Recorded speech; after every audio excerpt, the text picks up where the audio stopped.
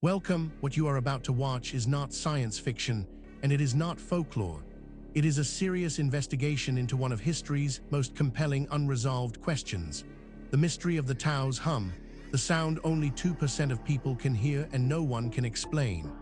Across the world, in universities, research institutes, and field excavations, serious scholars are wrestling with evidence that does not fit the accepted story. Evidence that has been documented, measured, and peer-reviewed, and that still has no satisfying conventional explanation. We are going to look at that evidence carefully, without prejudice in either direction.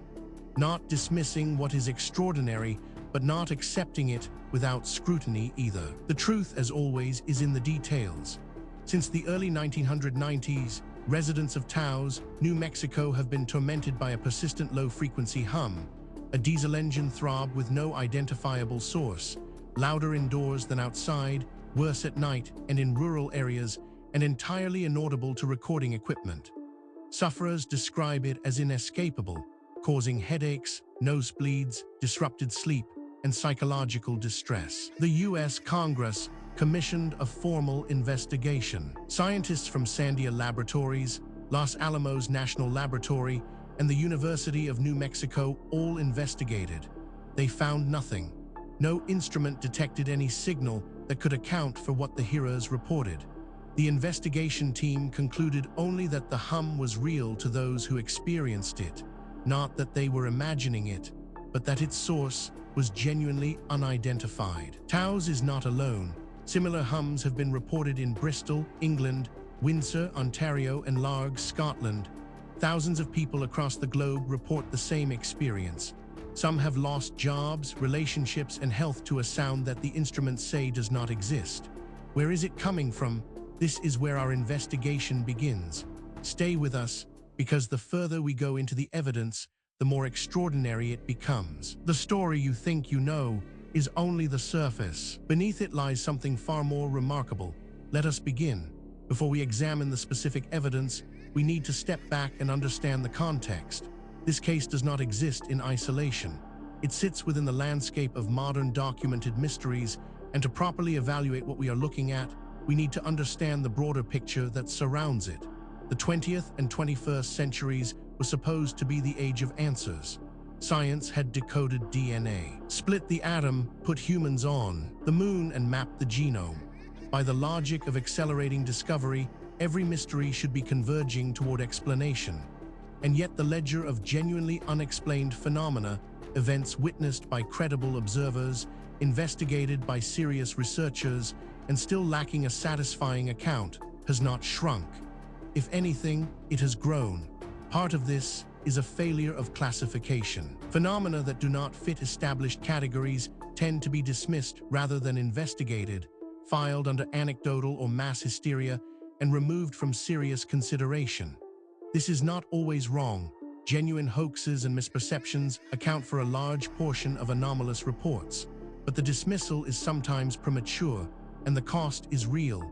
Cases that might have yielded genuine insight are closed before they are fully examined. Witnesses are discredited. Evidence is lost. The question is never properly asked. The cases that endure, that survive rigorous scrutiny, and still refuse to yield to conventional explanation are a small but significant set. They share certain characteristics: multiple independent witnesses, physical evidence consistent with witness testimony, and a complete absence of any plausible prosaic explanation that accounts for all the data. These are not ghost stories. They are open problems in empirical science, waiting for someone with the right tools and the intellectual courage to take them seriously. This context matters because it tells us something important. What we are about to investigate is not an isolated curiosity. It is part of a pattern that researchers in multiple fields have been independently documenting for decades. And patterns in science demand explanation. With that foundation in place, let us now turn to the specific case at hand. Now we reach the heart of the matter. The core evidence surrounding the Taos Hum, the sound only 2% of people can hear and no one can explain, is more extensive, more verified, and more troubling for conventional explanations than most people realize. Let us walk through it systematically, fact by fact, and allow the evidence to speak for itself. We are not going to speculate here. Every point that follows is documented in peer-reviewed publications, official archaeological records, or government archives that are publicly accessible. The question is not whether these facts are real. The question is what they mean. Consider this first extraordinary detail. The Taos Hum was first reported by local residents in the early 1990s and received national attention by 1993. Heroes, the term the community adopted for those who could perceive it, estimated at approximately 2% of the Taos population. Characteristics reported were strikingly consistent: a low throb between 30 and 80 Hz, resembling a diesel engine idling that could not be blocked by earplugs. This single data point, if taken in isolation, might be set aside. Anomalies happen, instruments malfunction, researchers make mistakes, but as we continue, you will see that this is not an isolated anomaly. It is part of a consistent and documented pattern. But that is only the beginning. Researchers also discovered the U.S. Congress authorized a formal investigation in 1993, resulting in a 1995 University of New Mexico study that included researchers from Sandia National Laboratories, Los Alamos National Laboratory, Phillips Air Force Research Laboratory, and Explosive Technologies International. The team used sensitive acoustic monitoring equipment across multiple sites and found no conventional acoustic or seismic source that matched HERA descriptions.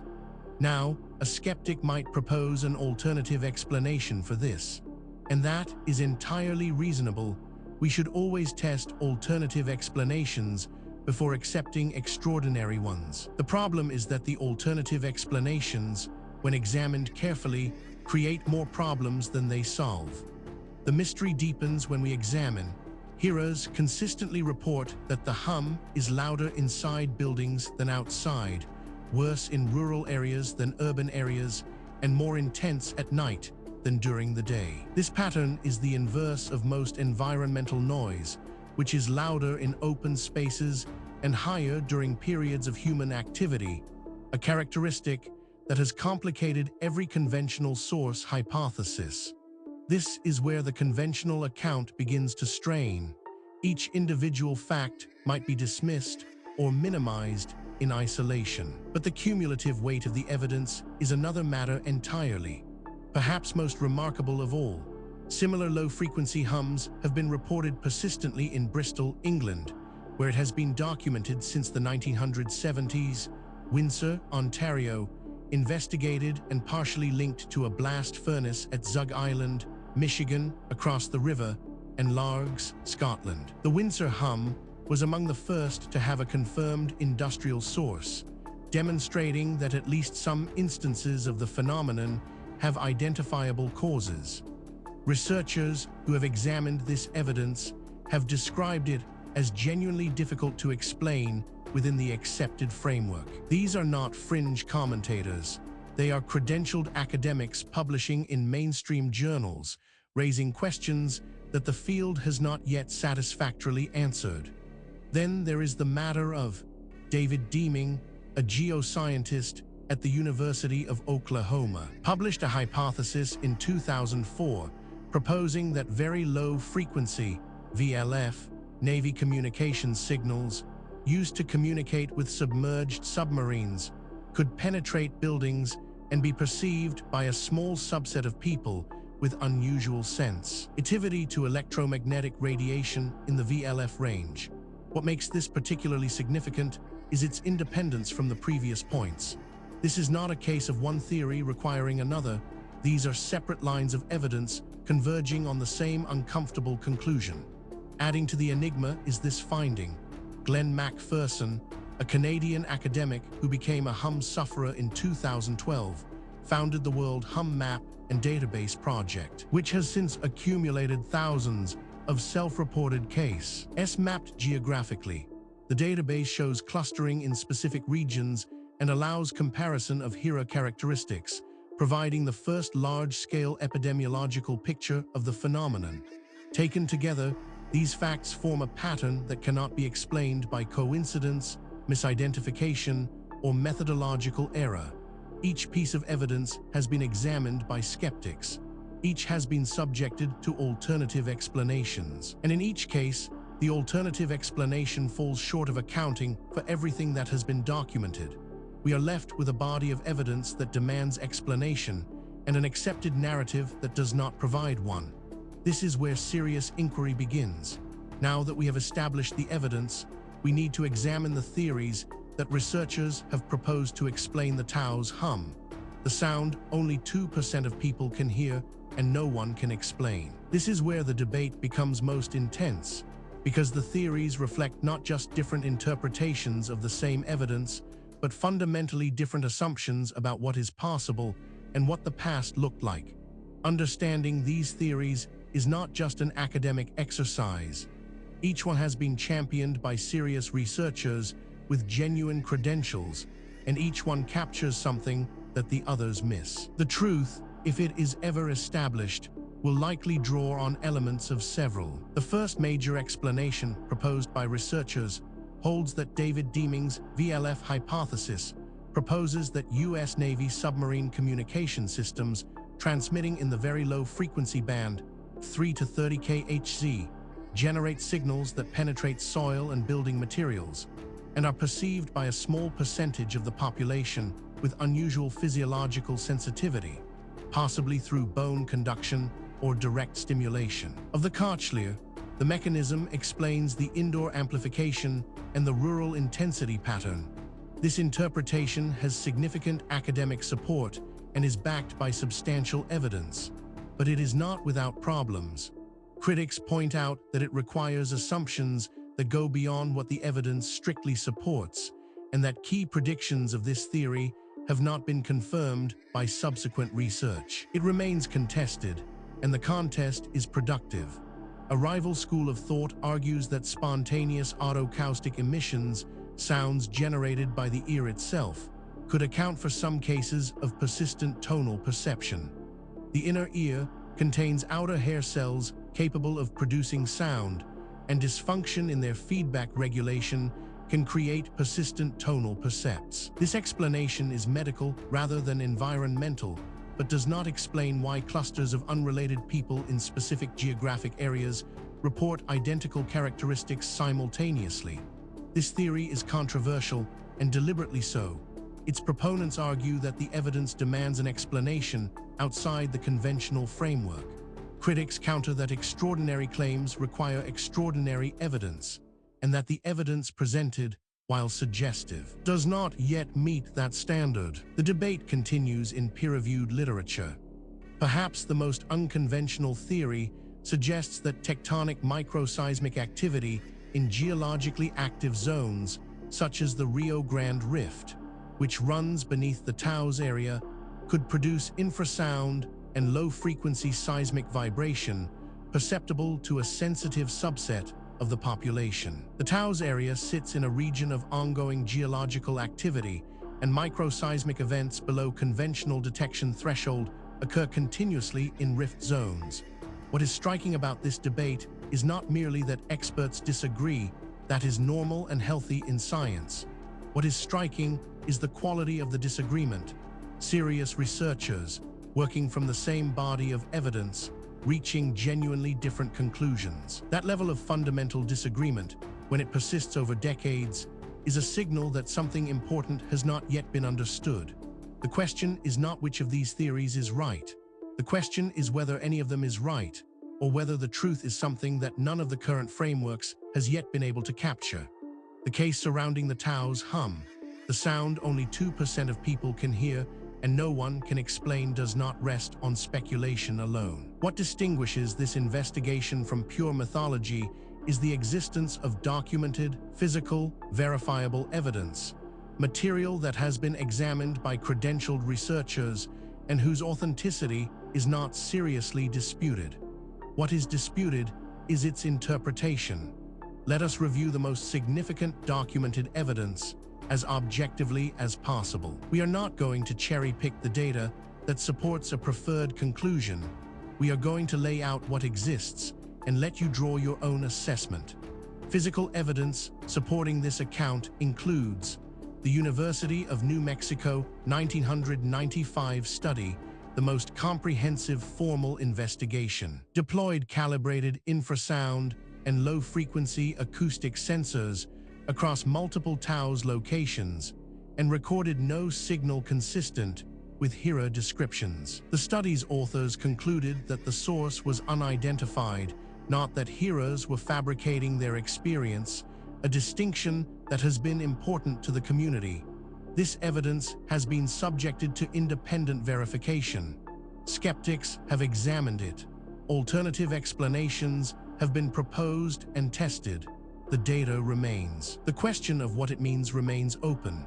Investigators have documented Deeming's 1997 paper in the Journal of Scientific Exploration proposed VLF as the Taos Hum mechanism.